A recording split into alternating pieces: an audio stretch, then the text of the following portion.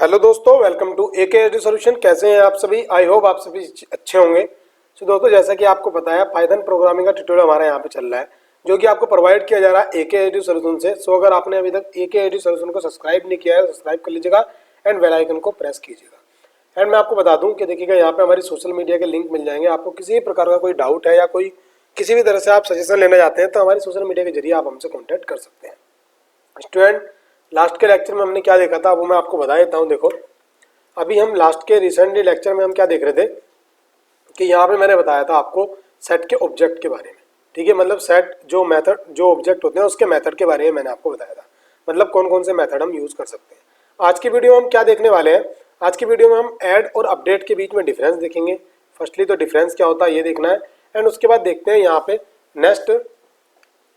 अगर हमारे पास टाइम बचता है तो हम नेक्स्ट में भी देख लेंगे यहाँ पे। ठीक है, तो नेक्स्ट जो हमारे पास स्लाइड होगी उसको हम देख लेंगे। तो अब बिना टाइम वेस्ट करते हुए करते हैं स्टार्ट। Let start.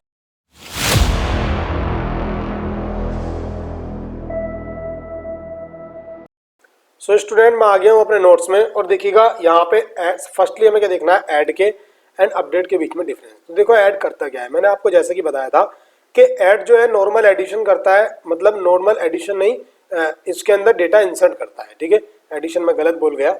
मतलब जैसे कि हमारे पास S1 एक डेटा ये है, सेट है 1 2 3। अगर मैं ऐड 10 करूंगा तो देखो इसके अंदर इस तरह 10 आ जाएगा। अगर मैं रेंज करूंगा तो ये रेंज पूरी एज इट इज आ जाएगी। ठीक है, ये मैंने आपको लास्ट लेक्चर में बता रखा है।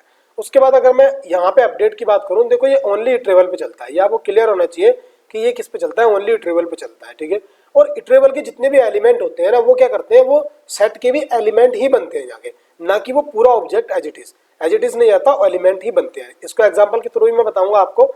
उसके बाद देखो यहाँ पे इसने कहा कि we can add only one argument, only एक ही आर्गूमेंट इसमें हम पास कर सकते हैं। बट यहाँ पे उन्होंने कहा कि मल्टीपल आर्गूमेंट हम यहाँ पे पास कर सकते हैं। एग्जाम्पल के थ्रू देखते हैं। तो देखिएगा, मान लीजिएगा मेरे पास एक S1 हम देख लेते हैं। क्या हमारा S1 है? S1 तो एम्प्टी है, तो S1 को हम डिक्लेयर कर ले रहे हैं दोबारा। तो देखो, या इसी के अंदर हम चलो अपडेट करते हैं। तो देखो, मैंने ऐड किया, यहाँ पे मैंने 10 किया, एंटर करूंगा, देखो S1 के अंदर डेटा आ जाएगा 10। ठीक है, S1 मैं करता हूँ, उसके बाद फिर दोबारा मैं ऐड करता हूँ, एंड इसके अंदर मैंने अब 30 किया, एंड यहाँ पे एंटर किया, देखो मेरे पास S1 में दोबारा डेटा आ जाएगा 1, ये 10 और 30 हो गया। अब मैं S1 करता हूँ, ऐड करता हूँ इसके अंदर, यहाँ पे मैंने रेंज ऐड की 1 से लेके मेरी रेंज होगी 10 तक। ठीक है, इस तरह से मैंने किया, एंट्रेट किया, देखो मेरे पास S1 के अंदर रेंज जो है एज इट इज आई है। मीन्स रेंज का एक ऑब्जेक्ट एज इट इज आ गया, ना कि वो STR का एलिमेंट बना। मतलब STR के डिफरेंट एलिमेंट भी नहीं बने, STR के एक ही एलिमेंट में पूरा रेंज का ऑब्जेक्ट आ गया इस तरह से। ठीक है, अब अगर मैं S1 के अंदर यहाँ पे ऐड यूज करता हूँ, एंड यहाँ पे मैं यहाँ पे 10 और 20 देने लगा, एंट्रेट करूंगा, देखो एरर आ जाएगी कि ओनली वन आर्गूमेंट रखेगा, ये कह रहा है 2 आर्गूमेंट नहीं एक्सेप्ट कर सकता। अब आते हैं हम, अगर हम बात करते हैं रिमूव उसकी अपडेट की, तो देखो S1 लिखा डॉट अपडेट की अगर हम बात करते हैं, इसके अंदर अगर मैंने यहाँ पे 10 पास किया, एंट्रेट करूंगा, देखो एरर आ गई है। वो कह रहा है कि int object is not iterable. अच्छा, इंट तो नहीं है इटरेबल, तो देखो दूसरा देखते हैं। यहाँ पे अगर मैं यहाँ पे अपडेट करता हूँ, यहाँ पे 3 ओके 2 + 2j मैंने यहाँ पे किया, एंट्रेट करूंगा, देखो ये भी कह रहा है complex object is not iterable.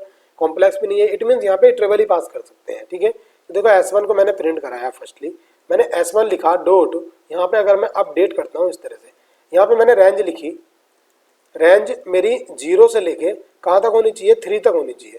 ठीक है, यहाँ मैं 3 तक यूज कर रहा हूँ। इस तरह से मैंने किया, एंट्रीट किया, तो देखो इसके अंदर 0 1 2 3 ये 3 एलिमेंट ऐड हो जाएंगे। अगर मैं ये करता हूँ, देखो अभी मेरे पास ओनली ये थे, अब मेरे पास एक 0 आ गया है, 1 आ गया है, 2 आ गया है, और ये इस तरह से हो गया। अब 3 लास्ट इंडेक्स तो आता ही नहीं है उसके अंदर, मतलब 0 से n-1 तक चलता है हमारा। ठीक है, और देखो रेंज जो था वो एज इट इज है, और 10 और 30 यहाँ एज इट इज है।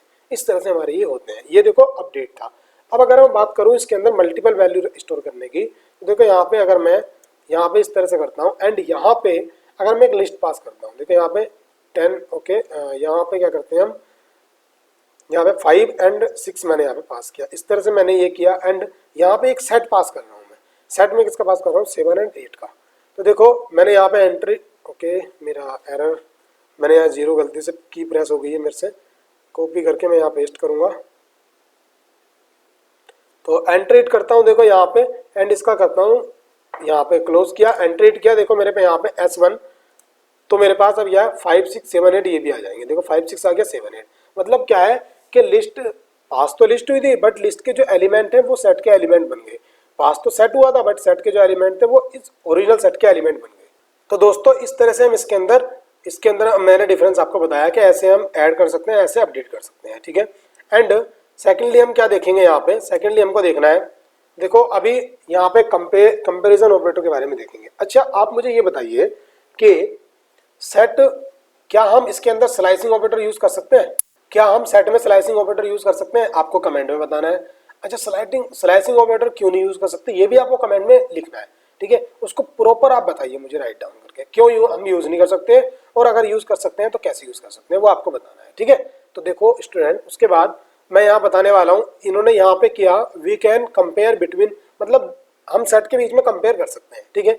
तो देखो अभी मैंने यहाँ पे अगर मैं कंपेयर करता हूँ इक्विवेलेंट ऑपरेटर के साथ, तो देखो अभी मैं S1 और S2 एग्जांपल के थ्रू बताता हूँ आपको। मैं यहाँ पे S1 अगर मैं लेता हूँ, S1 को दोबारा डिक्लेयर कर लेने, मान लो 1 2 3 4 मैंने यहाँ पे किया एंड S2 में करता हूँ और यहाँ पे मैं क्या करता हूँ इसके अंदर यहाँ पे, ओके मैंने पहले S कर दिया था, ठीक है। 1 2 3 4 5 एंड 6 ये किया। तो देखो S मेरे पास क्या है 1 2 3 4 और S2 मेरे पास क्या है 1 2 3 4 5 6। अब मैं अगर ये करूँ कि S अगर इक्वल हो किसके S2 के, एंटर हिट करूंगा, देखो फॉल्स आएगा। अब फॉल्स क्यों आया? फॉल्स ये इसलिए आया कि यहाँ पे जो मेरे पास S1 का एलिमेंट है वो ये एलिमेंट है, बस इसके अंदर एलिमेंट ये इक्वल नहीं है, कहीं ना कहीं ये एलिमेंट मेरा ज़्यादा है, ठीक है ये।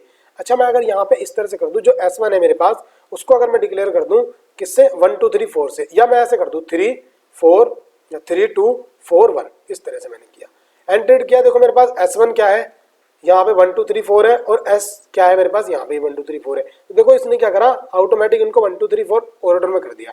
अब अगर मैं S1 अगर इक्वल S से करता हूँ, एंटर करूंगा, देखो ट्रू आएगा, ठीक है, ये ट्रू आ गया है। ये चीज आपको रखनी है ध्यान। तो देखो अगर मैं इनको करता हूँ ये आ गया, बट अगर मैं S और इक्वल S2 को करता हूँ तो देखो यहाँ पे फॉल्स ही आएगा। क्यों आएगा? क्योंकि अभी ये इक्वल नहीं है, मतलब जैसे हम लिस्ट में करते हैं, मतलब जो लिस्ट में कंपेयर की थी मैंने, सेम ऐसे ही होने वाली है, मतलब 1 को फर्स्ट एलिमेंट को फर्स्ट से, सेकंड को सेकंड से, इस तरह से, ठीक है ये। अब देखो इसके अंदर अगर मैं यहाँ पे यूज करने लगूं S नॉट इक्वल S2, तो देखो अब ट्रू आएगा कि नॉट इक्वल नहीं है, ठीक है, हाँ नॉट इक्वल नहीं है, नॉट इक्वल नहीं है, वो कंडीशन ट्रू हो गई है तो ट्रू आ गया, देखो ये चीज है। अच्छा अगर मैं आपको बताऊं यहाँ पे कंपेयर करने के लिए जो हम greater than less than use करते हैं उसके बारे में, तो देखो वो कैसे यूज होगा। तो देखो अगर मैंने यहाँ पे S1 यूज किया, ग्रेटर देन यहाँ पे यूज किया एंड मैंने यहाँ पे S2 कर दिया, ओनली S कर दिया, चलो एंटर करता हूँ, फॉल्स आ गया। अब ये क्यों आया? देखो यहाँ पे ये इसलिए आया है कि वो ये कह रहा है यहाँ पे सबसेट और सुपरसेट होते हैं यहाँ पे, ठीक है, सबसेट और सुपरसेट, तो इस तरह से हमारे यूज होते हैं। अब मान लो अगर मैं यहाँ पे S2 यूज करता हूँ, ठीक है, अगर मैं ग्रेटर करता हूँ, यहाँ पे ये मैंने यूज किया किसके, S के, एंटर करूंगा, देखो ट्रू आ गया है, ठीक है। तो ये ग्रेटर है, हाँ ग्रेटर है, ये ग्रेटर भी है और ये क्या है S2 सुपर सेट भी है किसका, S1 का, ठीक है, S1 का सुपर सेट भी है। तो इस तरह से ये यूज होता है। तो अगर मतलब सुपर सेट और सबसेट कैसे बनते हैं, क्योंकि उसके अंदर रिपीट एलिमेंट नहीं आते, इस वजह से बन जाते हैं, ठीक है। तो अब यहाँ पे ये हुआ एंड अगर मैं यहाँ पे S1 यहाँ पे S यूज करता हूँ, S यूज किया एंड उसके बाद यहाँ पे लेस देन यूज किया एंड उसके बाद मैं S2 करता हूँ, देखो यहाँ पे ट्रू आने वाला है। तो इस तरह से हम इनको हम अच्छे से यूज कर सकते हैं। बट अब आपको बताऊं मैं, यहाँ पे आता है कि इम्प्रॉपर सबसेट एंड सुपरसेट, देखो ये मैंने आपको बता दिया, ठीक है। एक आता है इम्प्रॉपर सबसेट एंड सुपरसेट, देखो उसको हम कैसे यूज करते हैं। यहाँ पे मेरे पास S ये है एंड S1 ये है, ठीक है। अगर मैं S यूज करता हूँ, अगर मैं यहाँ पे S1 यूज करता हूँ, ग्रेटर किया, इक्वल किया, S किसके, S1 के, एंटर किया, देखो ट्रू आ गया। उसने कहा कि या तो सबसेट हो या फिर इक्वल हो उसके, तो ऐसा है, मैंने कहा हाँ भाई ऐसा है यहाँ पे, तो इसने यहाँ पे ट्रू रिटर्न कर दिया। अगर इस कंडीशन को तो तुम ऐसे करते हो कि S आपने लिखा, ये इस तरह से किया, और S2 अगर यहाँ करते हो तो देखो फॉल्स आने वाली है, तो फॉल्स आने वाली, क्योंकि S2 के एलिमेंट कहीं ना कहीं ज्यादा है और S1 के अंदर कम एलिमेंट है, और दोनों के अंदर, हाँ ठीक है ये इस तरह से यूज तो हो रहा है बट यहाँ पे ये एलिमेंट ज्यादा है, तो इस तरह से होता है। एंड स्टूडेंट उसके बाद मैं बताऊँ आपको कि अगर मैं यहाँ पे S1 यूज करता हूँ, ओके, हाँ S1 यूज करता हूँ, और अगर मैं यहाँ पे ग्रेटर यूज करता हूँ और इक्वल यूज किया S को, एंटर करूंगा, तो देखो क्या आने वाला है मेरे पास, तो भी ट्रू आने वाला है, या तो ग्रेटर हो या फिर इक्वल हो, हाँ ठीक है ऐसा है। तो इस तरह से हम इनके इसमें कंपेयर कर सकते हैं, इजीली आप कंपेयर कर सकते हैं। क्वेश्चन आप करो एंड इनको मल्टीपल टाइम आप करने की कोशिश करो तो आपको अच्छे समझ में आ जाएगा। उसके बाद देखो सेट कॉम्प्रिहेंस के बारे में मैं बताऊंगा आपको आज, सेट कॉम्प्रिहेंस क्या होता है स्टूडेंट, अगर आपको याद आ रहा होगा कि फर्स्ट पहले अभी हमने कौन सा कॉम्प्रिहेंस पढ़ा है, हमने पढ़ा है लिस्ट कॉम्प्रिहेंस के बारे में।